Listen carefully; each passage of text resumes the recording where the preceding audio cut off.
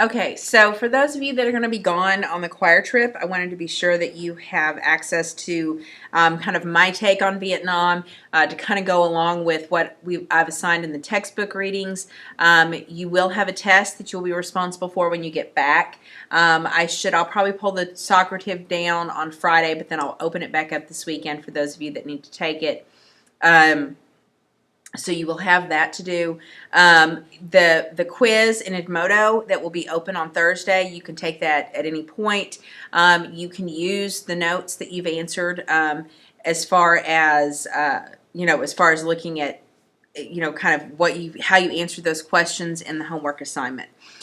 So ideally, you should have really good grades from these. So anyways, I'm going to go ahead and talk about this. I'm going to backtrack a little bit to make sure you kind of have a good context, and also in part because I can't remember where all I've left off. So you know that here's Korea, here's Vietnam, and one of the prevailing questions that we have with Vietnam, then as now, is why did we get involved? Vietnam's way down here. What compelled us? With Korea, its proximity to Japan, its proximity to the Soviet Union, given the time period right after World War II, and with the concerns about the expansion of communism. But by the time you get to the 1960s with Vietnam, we know that the Soviet Union is not trying to dominate. We have some concerns about China. But other than that, there wasn't like a direct reason for us to say, oh, we absolutely have to get involved there. Be sure that you kind of familiarize yourself, like if I can make this go, there we go, with the idea of French Indochina. The French controlled what becomes Vietnam, and so that this is the area that we're talking about. Now, initially, French Indochina included places like Cambodia and Laos that are now their own countries.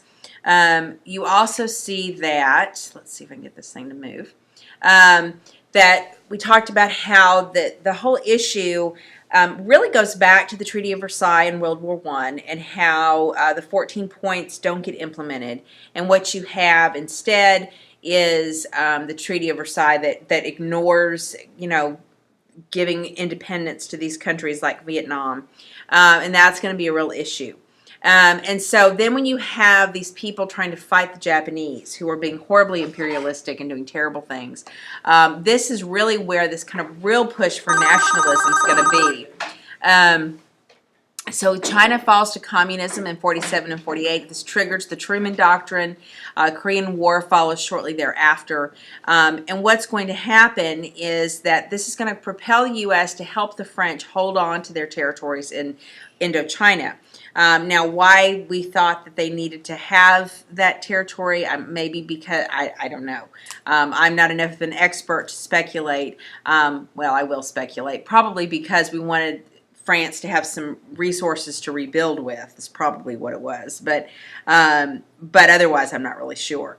Needless to say, we basically pay the bill for the French to fight the Vietnamese, to fight Ho Chi Minh and his communists. And what will happen is that the fight will ultimately be a part of what becomes the domino theory. This idea that if we let a country fall to communism, it's going to cause every other country around it to fall. So you see that. Oops, come back here. So the Viet Minh began a guerrilla war against the French, Dien Bien Phu. I mentioned that the other day. This is the fight that pushes the French out of Vietnam.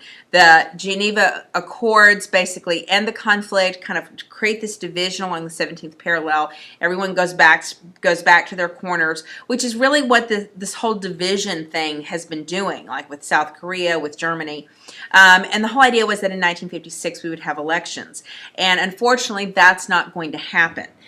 So after 1956, you're going to have significant fighting by the Viet Cong, who are South Vietnamese who support communism, and by the Viet Minh, who are those from North Vietnam. They started attacking people in South Vietnam, attacking officials. You have, as a part of this, Diem, the leader of South Vietnam, is being really repressive, and he's doing terrible things to his own people, and really kind of ignoring what is the mainstream religion and the mainstream culture, because he was he was a French Catholic, he was French educated, all that kind of stuff.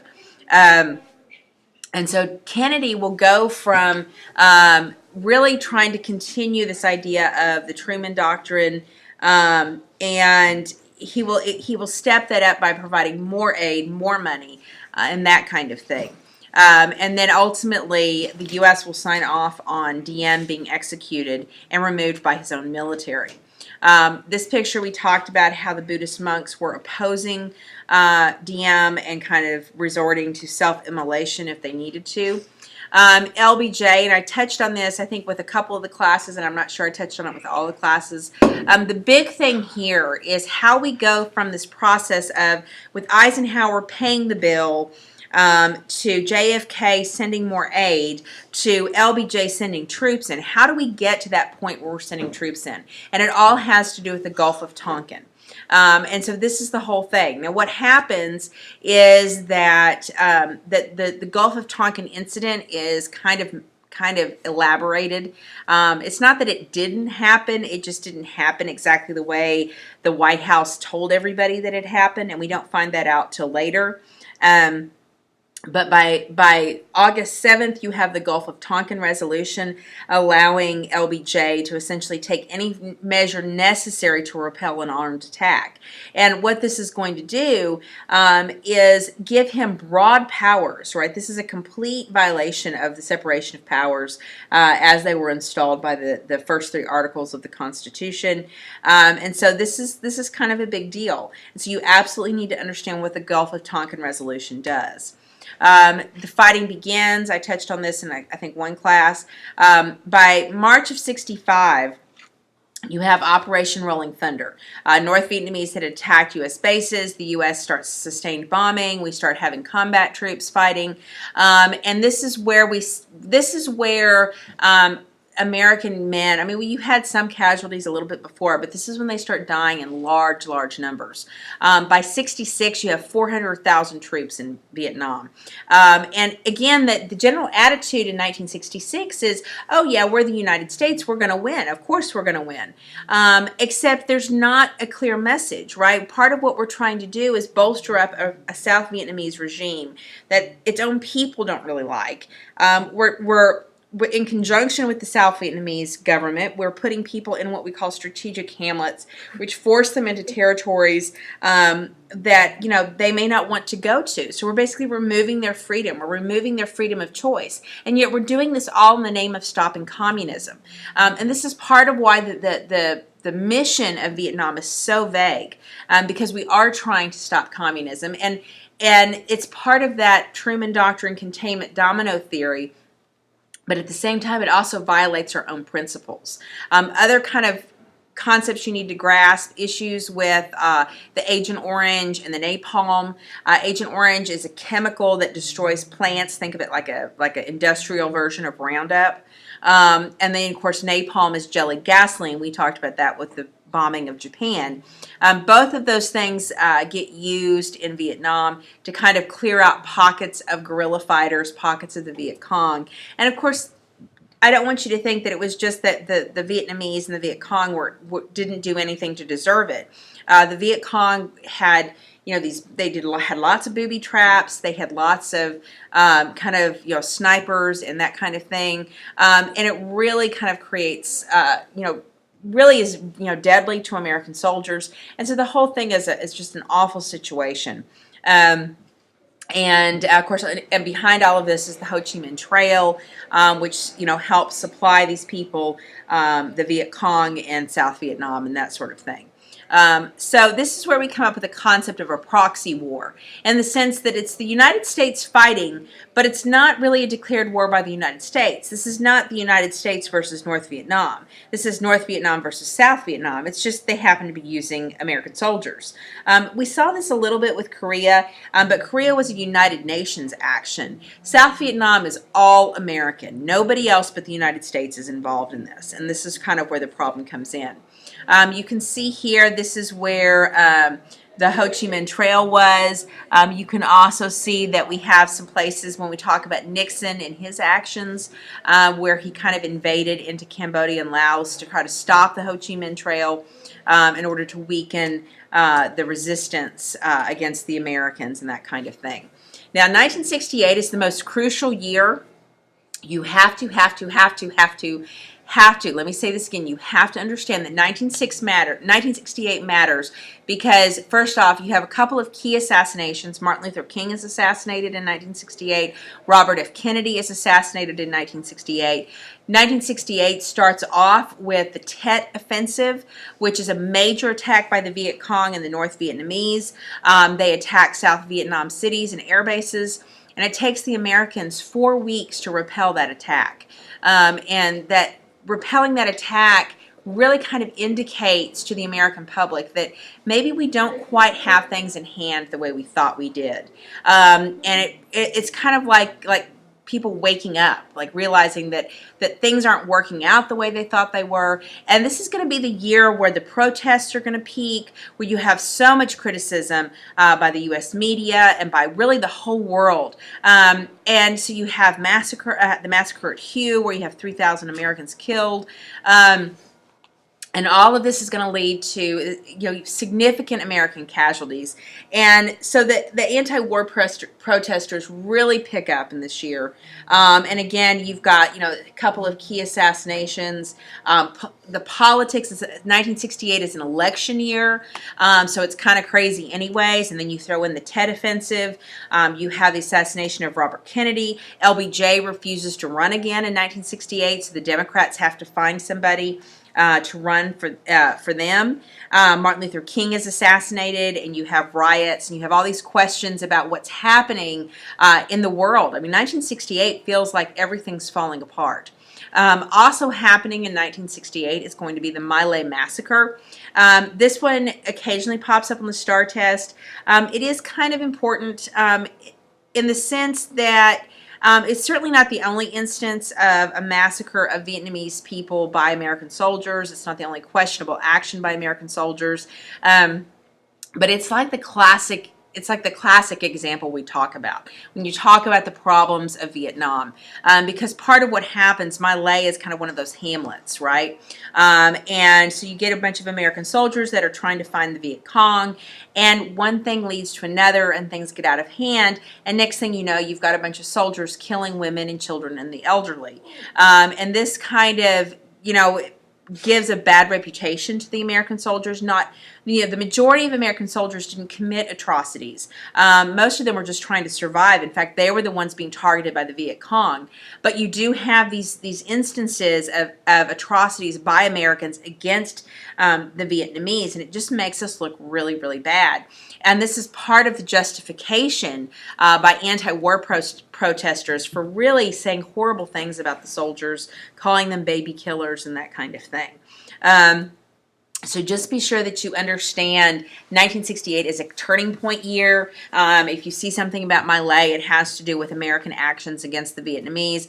And then, of course, Nixon is going to win the 1968 election. He is the Republican candidate. If you remember from that video that I had playing while you were, after I finished lecturing on Tuesday, and it kind of talks about Dick Cavett's show, which incidentally I shared that link on Edmodo. So if you found that kind of interesting, I suggest you listen to it. It's really a good documentary and points out a number of things that are actually in our TEKS, interestingly enough, where it talks about the Pentagon Papers, and it talks about the buildup, and then it talks about the response after Vietnam and how the American public struggled to know whether to welcome people as heroes, whether to pretend like nothing had happened, whether to, you had some people really, saying awful things, like I said, calling the soldiers baby killers. This is really kind of one of those moments where the American public doesn't know how to respond. And in fact, I would argue that nowadays, of course, we've really kind of figured out there's a difference between the soldiers doing the fighting that they're sent to do and the politicians that send them, and that we really kind of have figured out that we can question why we're sending soldiers without disrespecting the soldiers themselves. Well, that was kind of a process that was going on in Vietnam. So that was much harder, for people to figure out. And of course, here is, a picture that shows kind of pictures of atrocities. This idea that the soldiers were doing awful stuff. So we get to 1968. Nixon wins the war. One of his promises during the campaign was, I'm going to find a way to end the war. I'm going to get us out of there with honor. Yet he never really goes into a lot of detail about how he's planning on doing this. And you can see right there what the troop levels were in 1969. And Nixon begins a gradual withdrawal. He calls this plan Vietnamization, and you need to know that term. Vietnamization is the idea that we'll start pulling our troops home and we'll start letting the South Vietnamese take over. FYI, we've been doing this in Iraq and Afghanistan as well. And it has the same kind of, how effective is it, right? Sometimes these soldiers that are replacing Americans are not nearly as trained or nearly as expert or nearly as dedicated as the American soldiers are. So you have this process of Vietnamization beginning. In 1970, you're going to have bombing. They call it the Christmas bombing in Cambodia and Laos. It's intended to weaken the Ho Chi Minh Trail. This creates a bunch of protests all over the country. This was also in the video, triggering the Kent State shootings. This is Kent State in Ohio. They were protesting the actions. They call out the National Guard to disperse the crowds, and the students don't really disperse like they're supposed to, and next thing you know, somebody gets trigger happy and a bunch of students are killed. And so this is kind of one of those moments. And so the protests here at home become increasingly violent and increasingly more dangerous. The news media is showing images of dead soldiers. They're showing images of protests. Huge influence, right? So from 1964 to 72, the role of the media in shaping public opinion. And that video that we watched touched on Walter Cronkite and how he comes out and he says, this war is over, right? We've lost this war. And LBJ comments, oh my gosh, that means I've lost everybody if Walter Cronkite's not going to support me. And that's because that's the kind of impact the media had in this war. You also are going to see the release of the Pentagon Papers in 1971. This was a Department of Defense report that was intended to